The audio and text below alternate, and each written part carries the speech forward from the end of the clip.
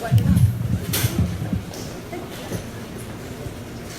So before I introduce our speaker tonight, I want to welcome our friends from Christ in the City who just came in a little bit ago. Welcome to you all.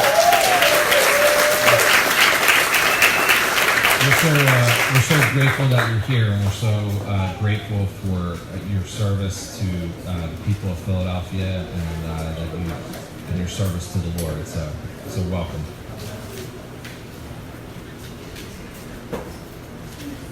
So I have the pleasure of introducing our speaker tonight. His name is John Lozano. It's a familiar name around these parts. My Uncle John is a deacon at St. Norbert's Parish, and is that Paoli? He's the father of 3 and the grandfather of 6. Awesome. He is a man who is full of the Holy Spirit.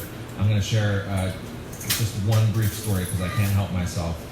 But so those of you that don't know my Uncle John's children, my cousins, I have one cousin, John Francis, who is hilarious. In fact, he's a professional comedian. He lives in Los Angeles. But he likes to tease John a lot, and one of the things he says, John's looking at his watch like, when's it going to be done? I'm just not recording this part. Oh, okay, good. He likes to say that his dad's like go-to line when he was growing up was like, "Now, John Francis, how is Jesus in your heart? How is Jesus in your heart?" And so he pokes fun at him with that. But I thought about that story because that's really the gift that my uncle has. He's a man who pursues other people, and his primary concern is how is Jesus in your heart. So, welcome. Come on up, and we're excited to hear the word that you've brought tonight.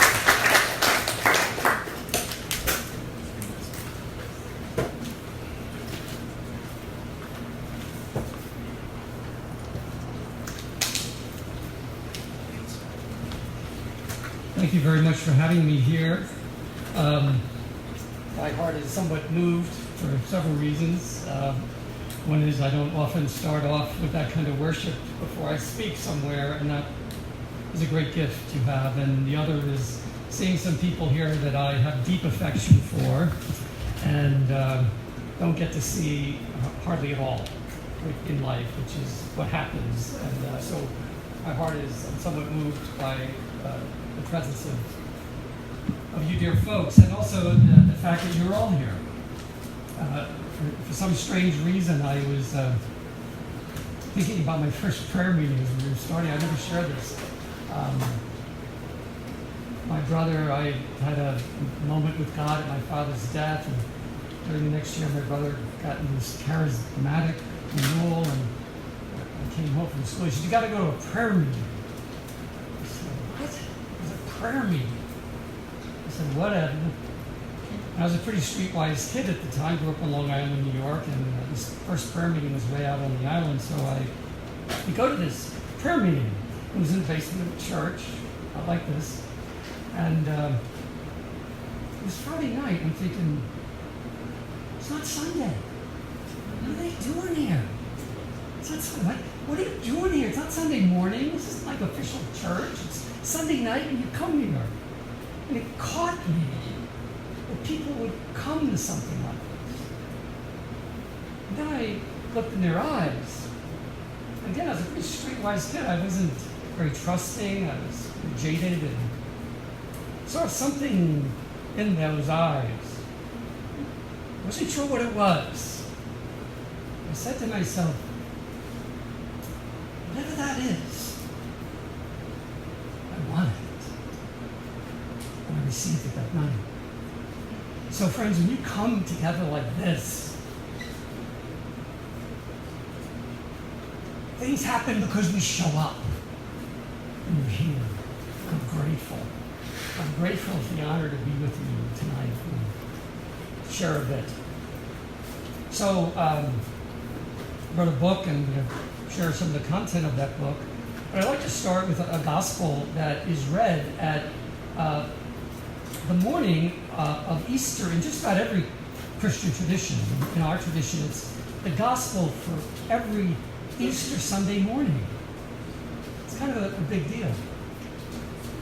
It's from John chapter 20, and it says, "On the first day of the week, Mary Magdalene came to the tomb early in the morning while it was still dark, and saw the stone removed from the tomb. So she ran and went get Simon and the other disciple whom Jesus loved, and told them, 'They've taken the Lord from the tomb, and we don't know where they put him.' So Peter and the other disciple went and came to the tomb. They ran, but the other disciple ran faster than Peter and arrived at the tomb. He bent down and saw the burial cloths there, but did not go in. And when Simon Peter arrived after him, he went into the tomb, saw the burial cloths, and the cloth that had covered his head, not with the others, but rolled up in a separate place. And the other disciple also went in, the one who had arrived to the tomb first. He saw and believed." Friends, Christianity began in a graveyard. It began among dead people. And Mary goes to the grave in darkness, which is the biblical way of saying in unfaith. There's no faith. She's going to a grave probably for the same reason we go to a grave. To reflect, be quiet, say prayer, think about the finality of our life. We visit graves. But this is no ordinary grave here. In fact, what she encounters is so new, so different, so novel. She runs away in terror and upheaval. What does she say? "They've taken him away." Of course she says this. What else could she say? She had no place to put this. No one knew what this was. Peter and John show up in darkness, in unfaith. They go in and look. It's like, what is this? Wait a minute. Could it be? Could it be what he said? It is. And they believe. And they encountered the risen Jesus. And that encounter was the beginning of Christian faith. And they gave witness to others, who then gave witness. And they gave witness. And they gave witness to this encounter. And we are here because we stand on the witness of that encounter. You see, friends, they met him. And everything in our life of faith is determined by that. It turns everything upside down in life. We see things differently, ourselves and reality. And we certainly see death, our greatest fear, completely new. Christianity has one message. He is risen. He is alive. He is among us. And he is meant to be encountered in our life. Right now. No less than what happened there. You see, in science, they call it a paradigm shift. Scientists say they struggle with things, and then they have this breakthrough insight. And it's a fundamental change in how they view the world. And it doesn't come from study or analysis. They say it just kind of comes to them. And they get something they never got before. And that's somewhat like what happened to Peter and John. The difference is this. It's a person. I'm going to tell you a little story of my life recently. I was watching Villanova basketball a couple years ago, as they're heading for the final championship, NCAAs. So I decided one time to, it was like a couple of games into the finals, getting really close, so I thought I'd go watching it on a big screen, and I went to a pizza place. So I'm sitting there eating my pizza, and a guy sits next to me, and he's very chatty, and he asks the inevitable question, so what do you do? I love that question.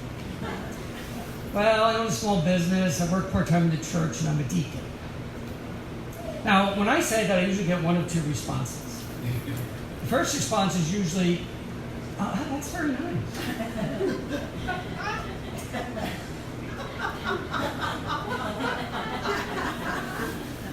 The other response I get, which surprisingly is quite often, is the person will turn and launch into me about God and church and all kinds of stuff, which was the case with this guy.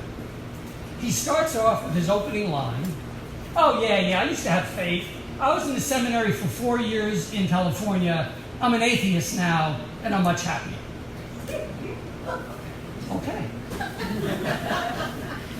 Had to take that one in a bit. And, guy's chatting away. He's very, very bright. He's an engineer. He's made a lot of money, traveled the country, started companies, sharp as a tack, going at it. Find out his loss of faith was his brother, someone he loved, died, and he couldn't reconcile how God would let a good person die, which is totally understandable struggle. So I shared some thoughts with him about that and helped a little bit. But then we just got on talking about sports and politics, Donald Trump. So he was going at it. And I noticed, there's discontent. He had achieved so much. It was clear he's looking. He's clear he has that hole that Pascal talks about, that God-shaped hole within each of us that only God can fill. And him, like many, are just trying to fill that hole. It's not full. So we're chatting about other things, and it's about time to go, and I'm thinking about him, praying for him, and so finally I turned to him at the end. I say, I just have this hunch, a guess. I don't think you've ever met him. It was the first time he didn't have a response. And then I turned to him, and I did something I've never done this in my life. In front of all these people. His name is Peter in the Bible. So I turned to him, and I put my hands on his shoulder, and I look at him in the eye, and I say, Peter, his name's Jesus. And he loves you, Peter. And he so wants you to meet him whenever you're ready. He got very silent.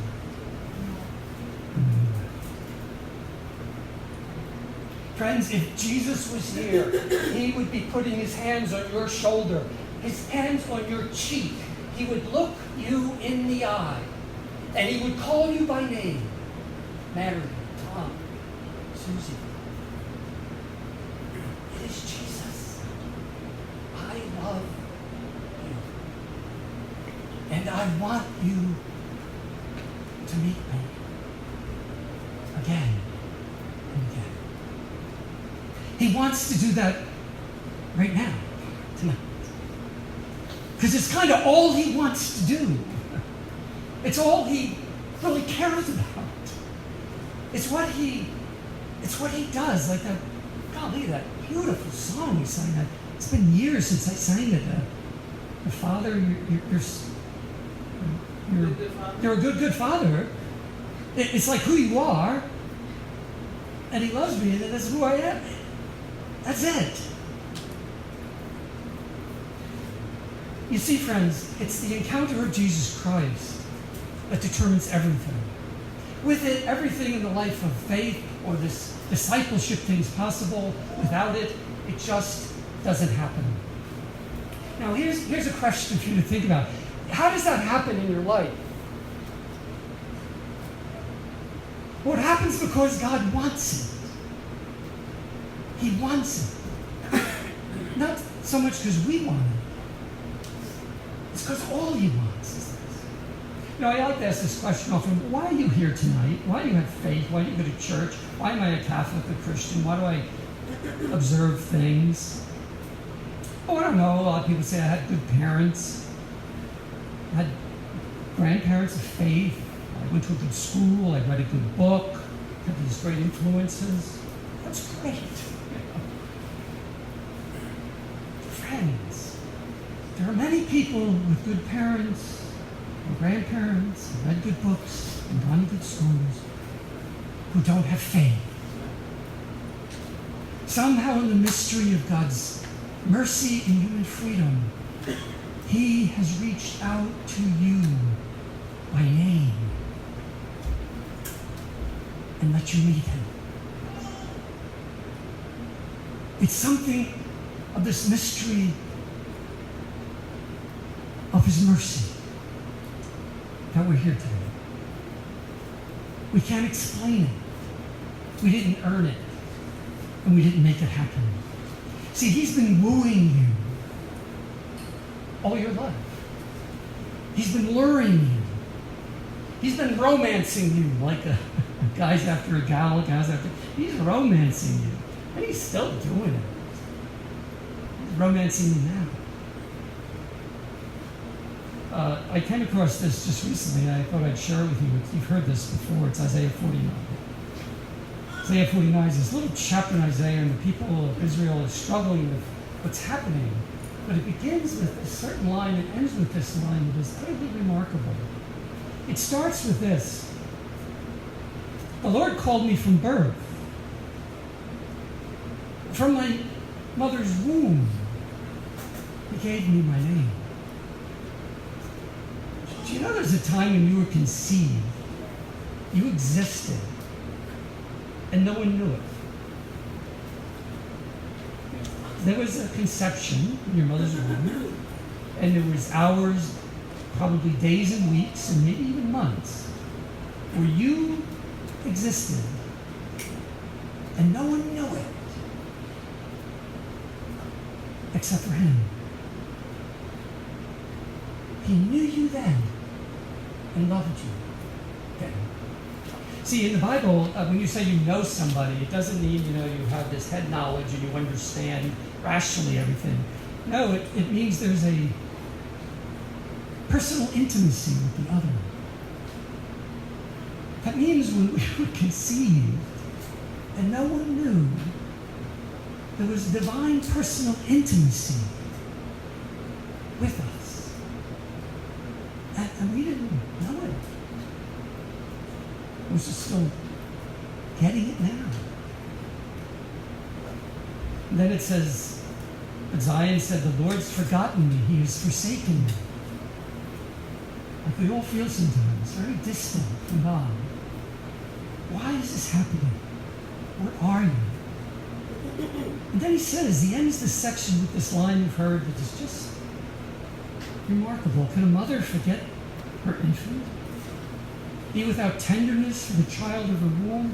Yet even if she forgets, I will never forget you. See, upon the palms of my hands, I've written your name. See, here's the thing. Jesus rose with his wounds. The strange thing that the risen Jesus still has his wounds. Because he's written you on the wound. He's written you and me there. So we're always with him. We're always loved by him. We're never apart.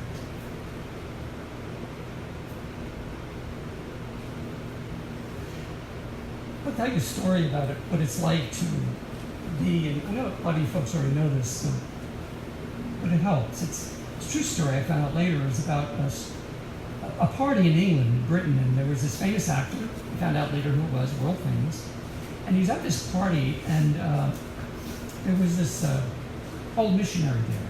And everybody was egging the guy on. They said, I want you to get up and do some oration because you're world famous, you're amazing. And he goes, well, I will, if you get the missionary to come up, because I'll recite Psalm 23, but only if he does. So all the people went to the missionary. This guy's been doing this his whole life, serving God, and they said, come on, he's reticent and shy, he didn't want to do it, and finally they egged him on. He said, okay. So the famous actor gets up. The Lord is my shepherd, there is nothing I shall want. In green pastures he leads me. And so at the end of this great oration, everybody gets up and applauds his great skill at speaking. So then this old missionary, this old guy gets up there. Kind of sheepishly and quiet, closes his eyes. The Lord is my shepherd. There's nothing I shall need. He speaks from his life with the shepherd. And at the end, he said you could look around the room and there was silence, but there were tears in people's eyes. And the great orator, actor said, that's the difference between knowing something about the shepherd and knowing the shepherd. Knowing him. That's what our life is meant to be. This is what he wants more than anything. This God who loves us to folly. He loves us to folly. And all he wants to do is be good to you to his heart's content. In the gospel today in our church, it said, Jesus said, you love them even as you love me. You love them even as you love me. There's no different love there. He says, they are your gift to me. You are God's gift to Jesus. I wish that where I am, they also may be. So all God wishes is for you to be with him. All he wants is to be with you. He doesn't say go do things, go earn degrees, go change the world. First, all he wants is just to be with you. Last week, we read in the gospel, if you love me, we will come to him and make our dwelling with them. So where does God dwell? In you. He dwells in you. You are the dwelling place of God. And so am I. I don't know about you, but this stuff gets hard for me. It's hard for me to believe this. It's hard for me to think this isn't something I don't do, that he's doing in me. That he wants it that much. Yeah, he wants it, he loves me, but to get it like this, it's hard. Friends, I'm going to share a few thoughts on the conducive conditions to make this happen in your life. The book I wrote it's a book on conducive conditions. It's the tools to help us encounter Jesus. Nobody can make faith happen, right? I couldn't make it to the guy in the pizza shop.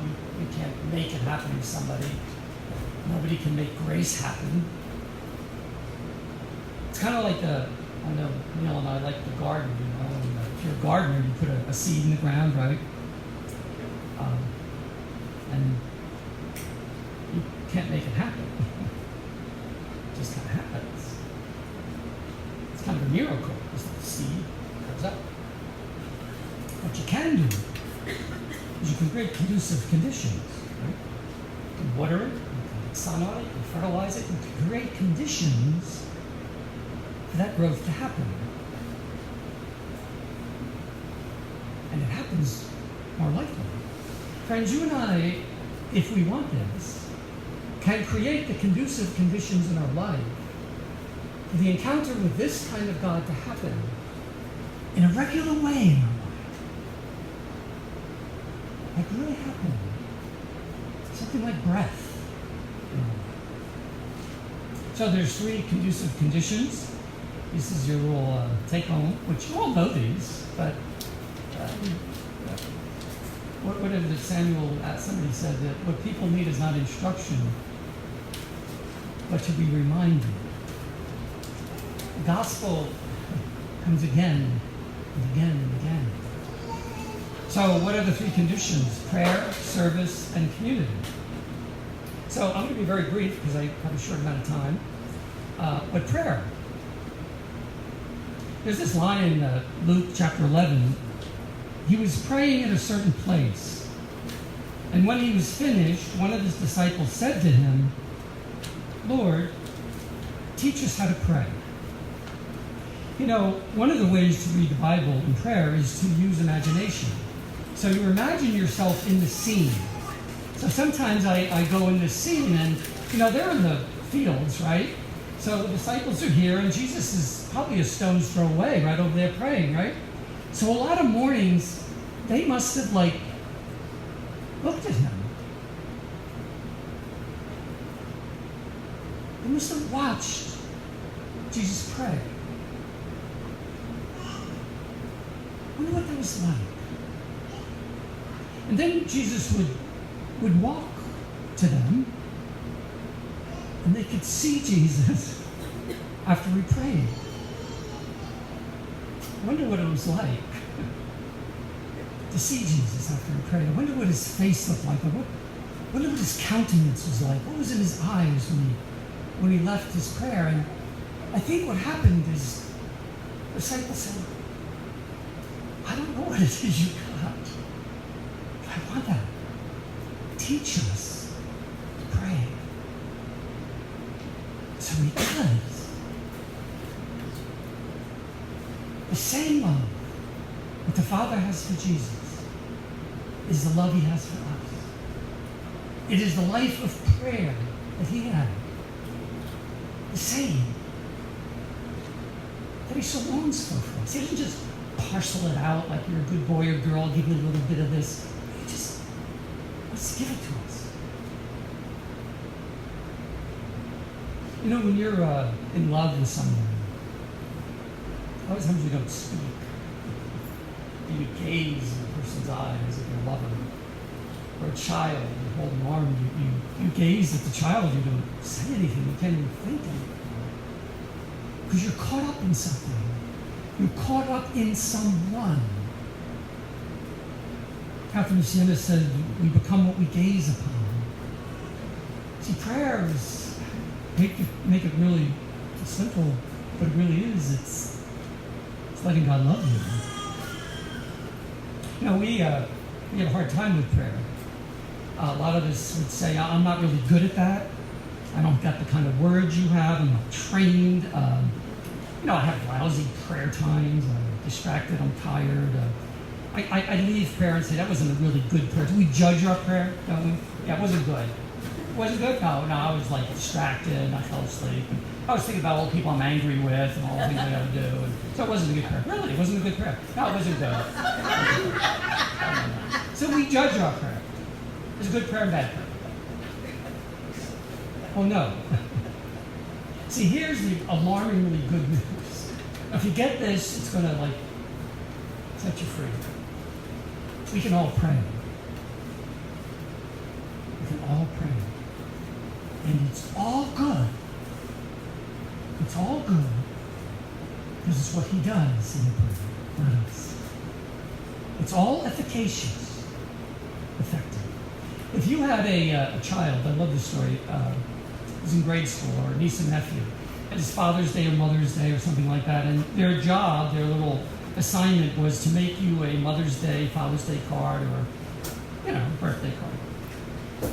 So your little child's at grade school and comes home with the card to you as the mom and dad and say, well, Dad and Mom, I wasn't really good with words, so I got Tommy to write the words, and I'm not really good at drawing, so Sally's really good, so I got her to draw for me, so here's your card. No. No, you don't want that. You want their words.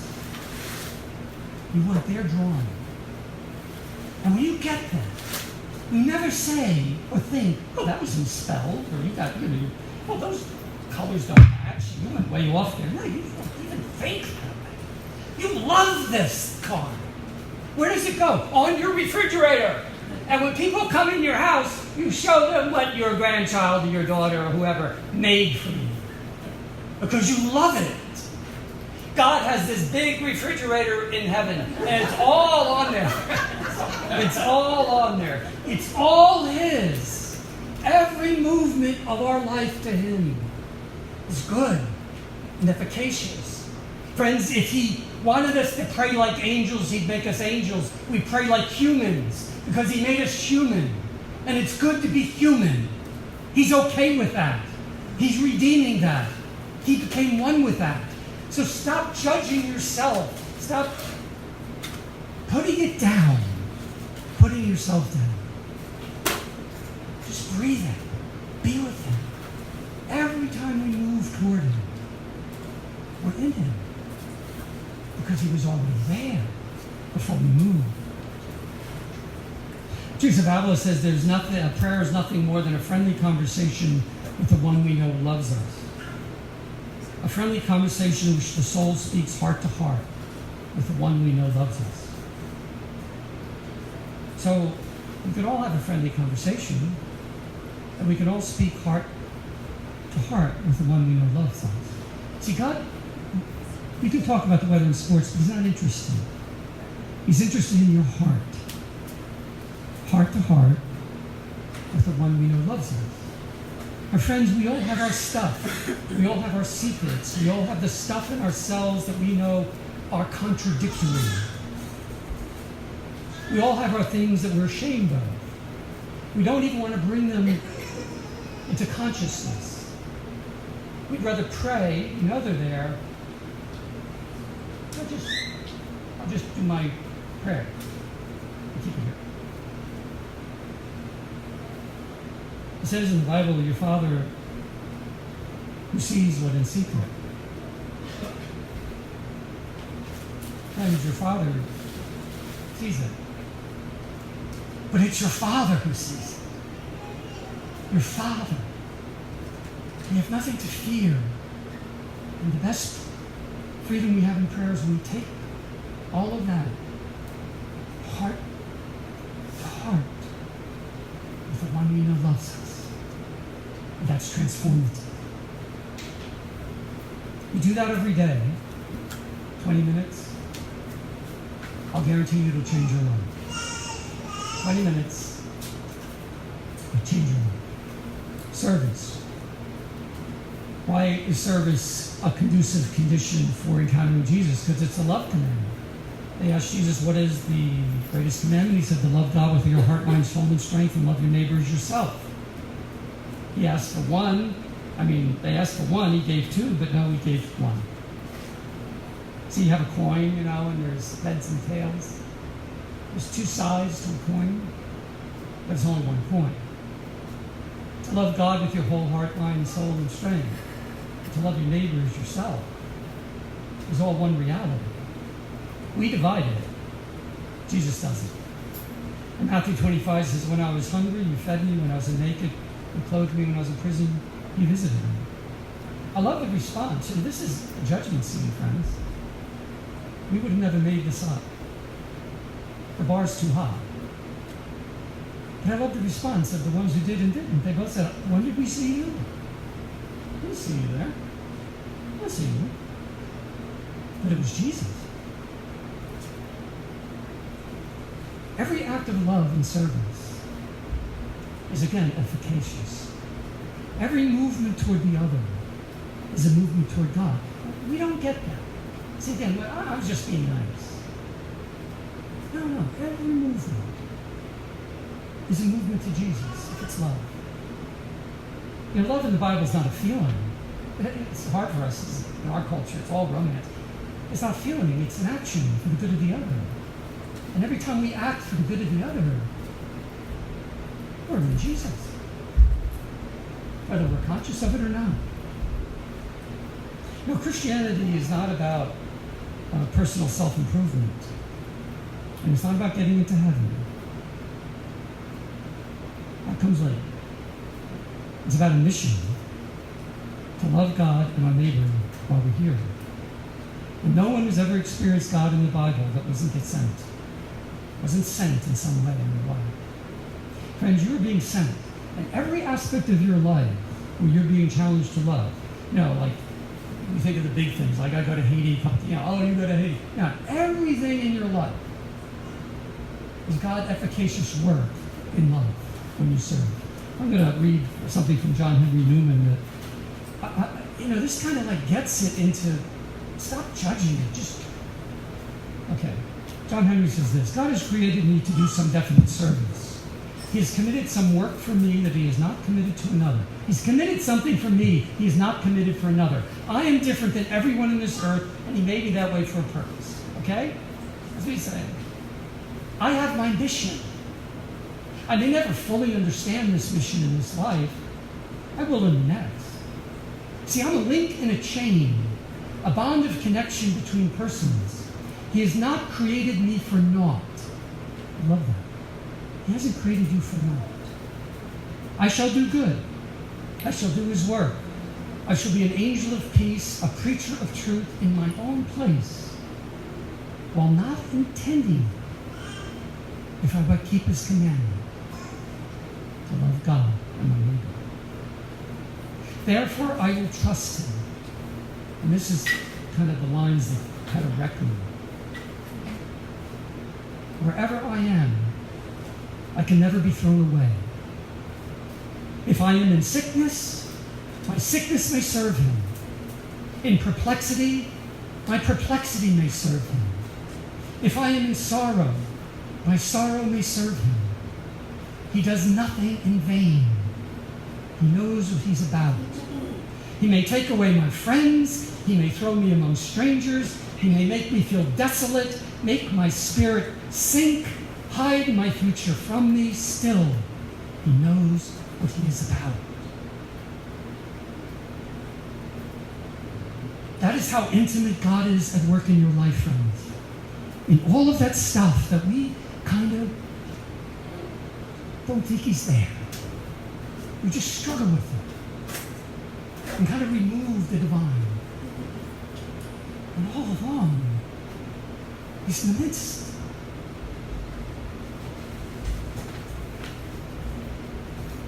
He does nothing for naught. But that takes faith, huh?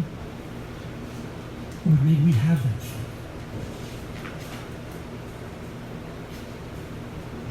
Last one is community. I'm going to be really brief.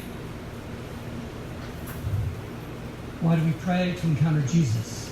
Why do we serve? To encounter Jesus. Why do we have community? To encounter Jesus. I'm going to be brief. Use the story of Emmaus, the road to Emmaus. We've heard this 100 times. Mark is answering the question, where is the risen Jesus? People are asking him, where do we meet him? Good question. We ask him. Oh, this is about encountering Jesus. Well, how do I encounter Jesus? He gives 3 ways in his gospel. The first is he took the bread, he blessed it, he broke it, he gave it to them. He recognized. He met him. He encountered him. Somewhere in this journey of faith, friends, that's got to happen to you. No one can prove it to you, no one can make it happen, but it's meant to happen. Second, were not our hearts burning within us when he spoke to us and opened the scriptures to us? Somewhere in this journey of faith, we're meant to burn with the Word of God. Be it preached, be it spoken, be it read, be it reflected on. It's meant to burn our heart in such a way that we're never the same. No one can make that happen. No one can prove that to you. That's got to happen. And the third way we meet him is in the shared life. It happened that while we were conversing and debating, it happened while they were conversing and debating, that Jesus himself drew near and walked with them. Now, friends, these are disciples. Jesus died in the worst possible way. In Deuteronomy it says, cursed is the one who dies on a tree. He was cursed in their mind. It could not have been lower in their minds, their hearts, everything was dashed. They were leaving town. They're leaving town. They're checking out. It's done. They even said, we were hoping he was the one, it says in the Bible. We were hoping he was the one. Now in Greek, when it says they were having a conversation, the word means it was this deep gut talk. They were talking from the deepest part of themselves, one with another. And when we share deeply with another disciple, it creates a place for him. Because what happens here is that Jesus just showed up and started walking with him. How beautiful is that? It's one of the most beautiful lines in the gospel. He just shows up and starts walking, and they don't even see him. Friends, when we share with another our life faith in some way, shape, or form, we create a space for him to come. We create that conducive condition. In fact, this even happened before the Eucharist, before the Bible.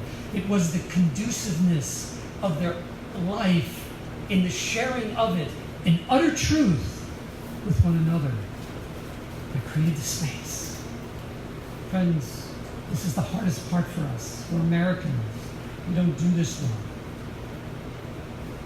John Newman says so much holiness is lost to the church because we, brothers and sisters, refuse to share the content of their heart one with another. In some way, shape, or form, we've got to find a sharing of life in faith. This is what church is. I'm going to end with a story. I don't share this very often, and it came to me as I was praying, so I hope it was meant to be for you.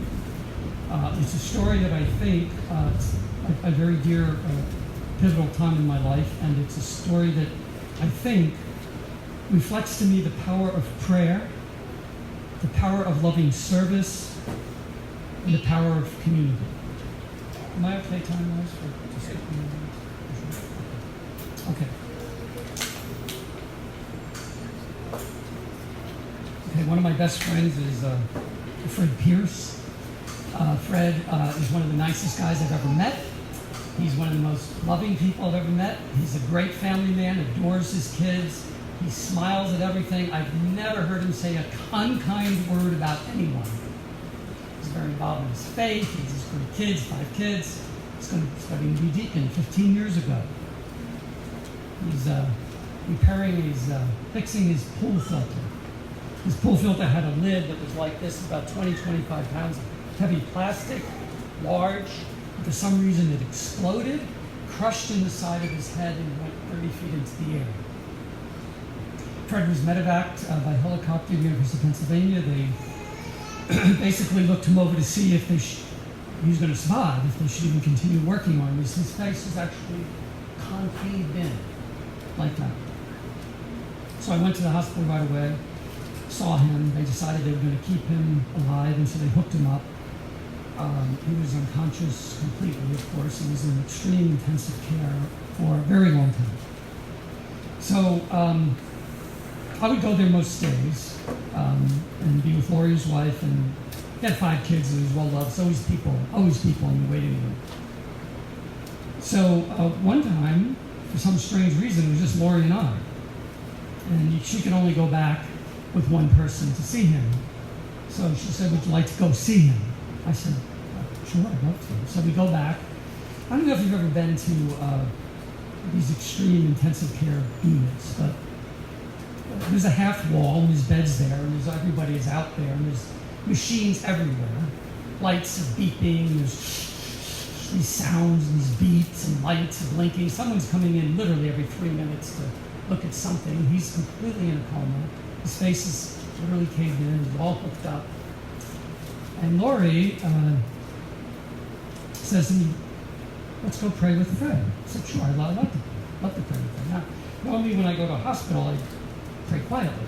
It's the way I am, actually a little shy, and I pray quietly with people. So we start praying over her and him, and she goes, no, we got to pray out loud, John.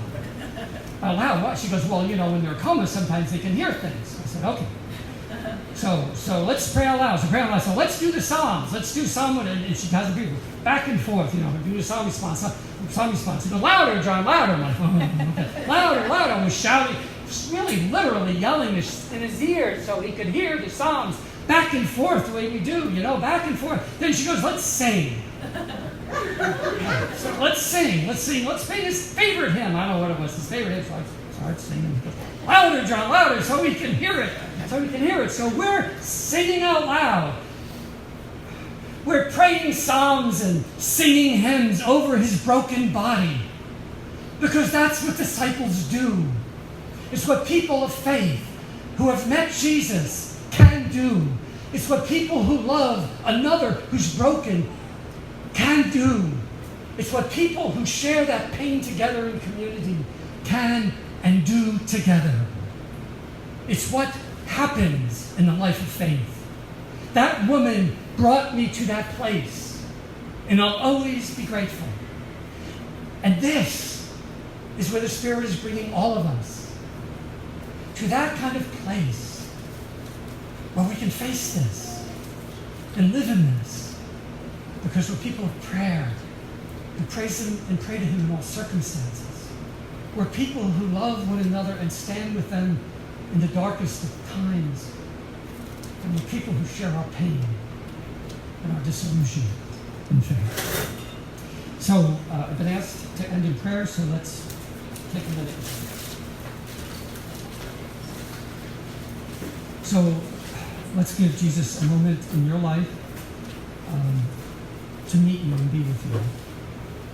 I'd like you to use, if you don't mind, your imagination a little. It helps in prayer. You could be sitting here at home or where you pray, and just be there for a moment in your imagination. And you're resting in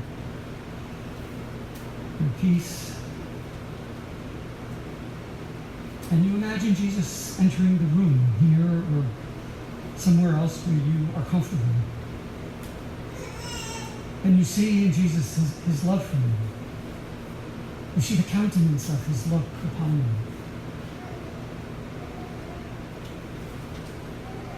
His eyes that gaze upon you in love.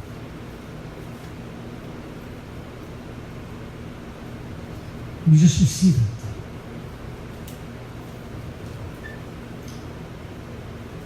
And perhaps if you like, he comes over and sits next to you. And you feel the warmth of his presence next to you. Maybe you just lean into his shoulder and he puts his arm around you. And you rest in him. And you're with him.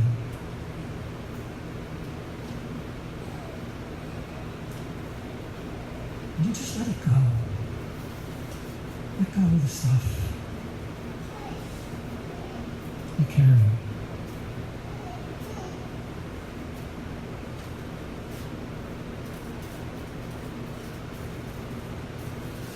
Maybe you just let his arm envelop you and you feel his love for you. And he's holding you, but he's with you.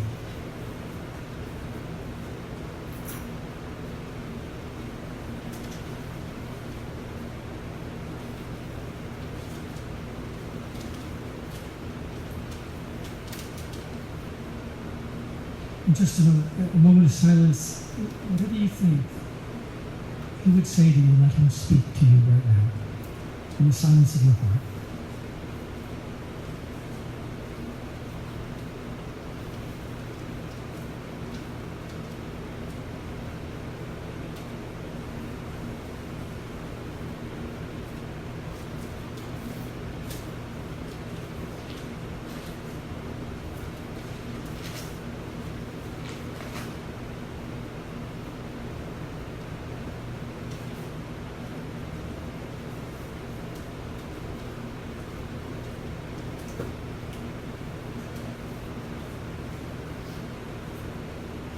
Just let him love you at this moment.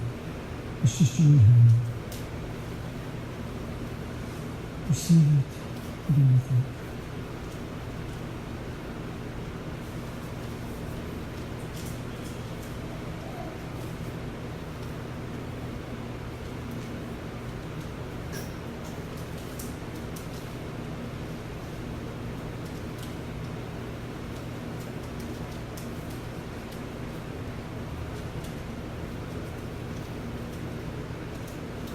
Maybe he says you are the Father's gift to me. But I wish that where I am, you also will always be. That I dwell in you. Always. I dwell in you.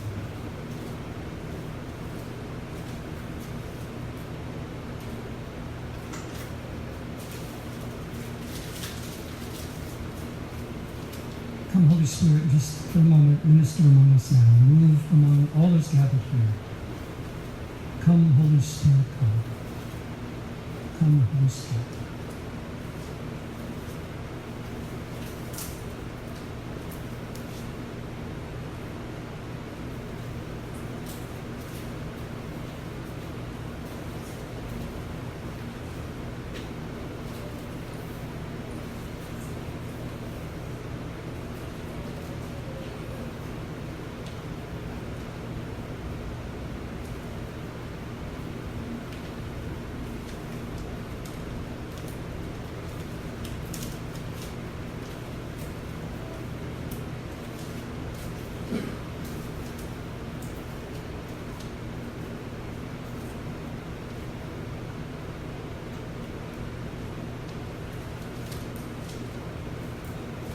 Amen.